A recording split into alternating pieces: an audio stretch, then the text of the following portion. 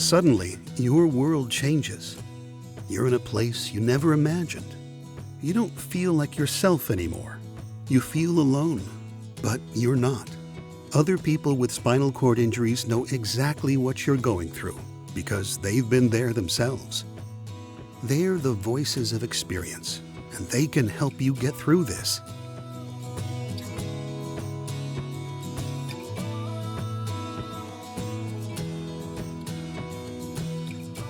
Here's what they remember as the hardest part of their first days in the hospital. Maybe you're going through some of the same things. The hardest part was just being disoriented, not knowing where I was. They had me on a tilt table where the table was just turning back and forth, keeping you from getting a pressure sore. But at that time I didn't realize it, so I'm tilting back and forth. I'm waking up, coming up out of the medication, the sedation. And I'm not knowing where I'm at, what's going on. So at first that was like initial shock to me. I didn't understand what was going on. So that was the hardest part to me. I think for me, the first days in the hospital were more physically challenging than anything else. I just remember being exhausted and really overwhelmed. And I remember falling asleep and waking up and not remembering where I was or who was around. And I think it was too early on for me to be challenged mentally by the idea of what all this was going to mean. I was just more trying to get through what was going on then and maybe looking to the very immediate future. I wasn't a real good patient sometimes. I could be very cranky. I could get very upset at little things, despite the medication that you're on after the injury, both painkillers as well as muscle relaxants, Valium, things like that, which are useful to calm you down so that you don't completely freak out.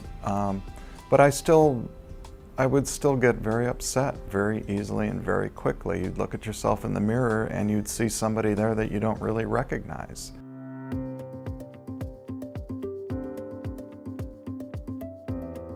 I'd say the hardest part was not knowing my injury. I mean, first of all, I had no idea what being paralyzed was. I mean, I've heard about it, but I didn't really understand it.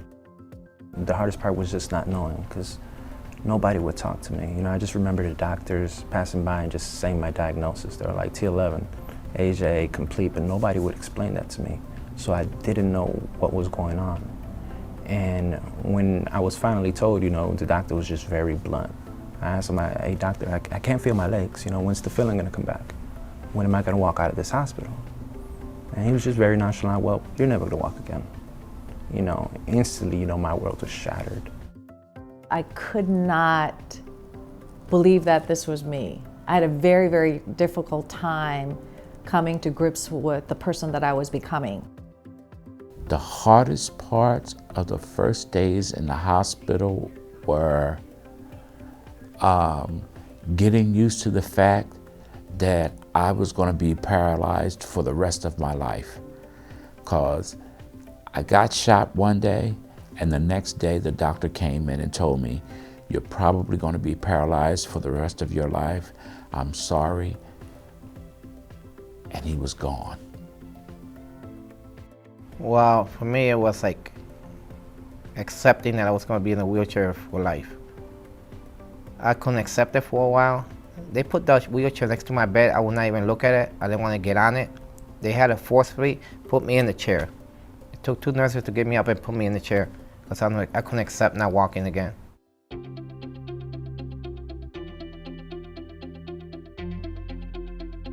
So the hardest part was the not being able to do things independently. I was 15 years old and was just starting to get a taste of independence. I'd always been a really independent person and child.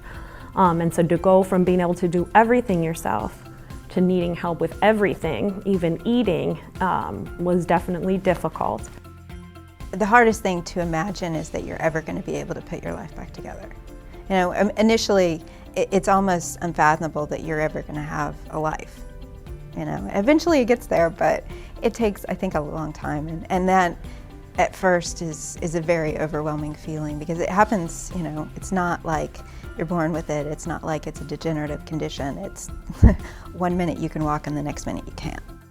For me, it was really kind of trying to grasp what was going on and also, you know, find out that I have a spinal cord injury, I have permanent disability, you know, never gonna walk again, is really trying to come to the grasp of what am I gonna do next? What's gonna happen here? Because I'm 17, still in high school.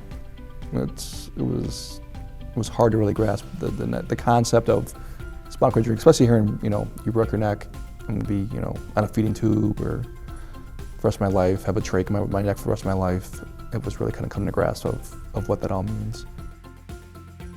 I think the hardest part of being hospitalized was the first time I think my son saw me. My son was 6 at the time, and you know, he was a mama's boy. And I think my daughter, who was 8, was much more stoic when she first saw me. She's still very quiet about those things, but my son so wanted to like push me and was just so glad to see me. But then after a little while, he got tired and he wanted me to hold him. That was very hard for me.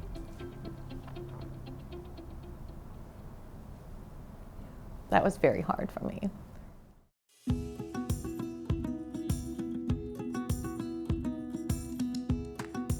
To be able to, you know, do one of those and say, hey, you can sit on my lap and we can roll together, being able to like shift on a dime so that he knew that I loved him still with all my heart. That was hard, yeah.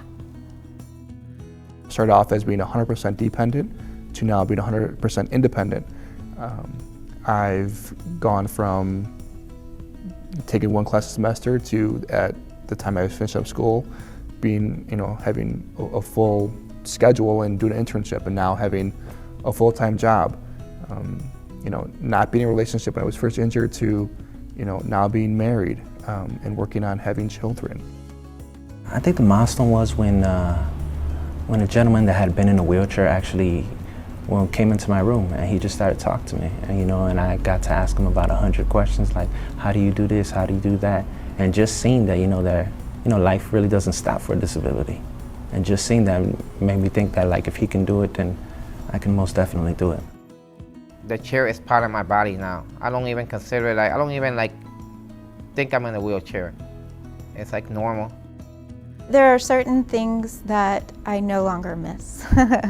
At first, there were things that I thought I would never get over, that I would never be able to go surfing, and that I would miss the sand between my toes, and you know, those sorts of things. Like initially, you know, were overwhelming. That I would never do certain things or never be able to feel certain things.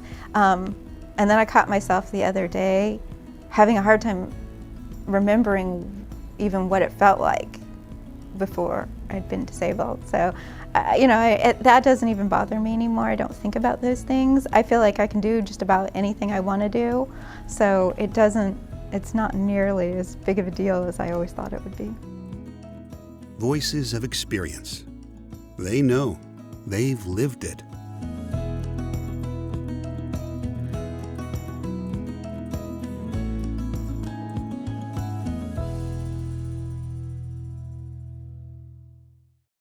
To watch and download the 10-part series, go to facingdisability.com/Voices of Experience videos.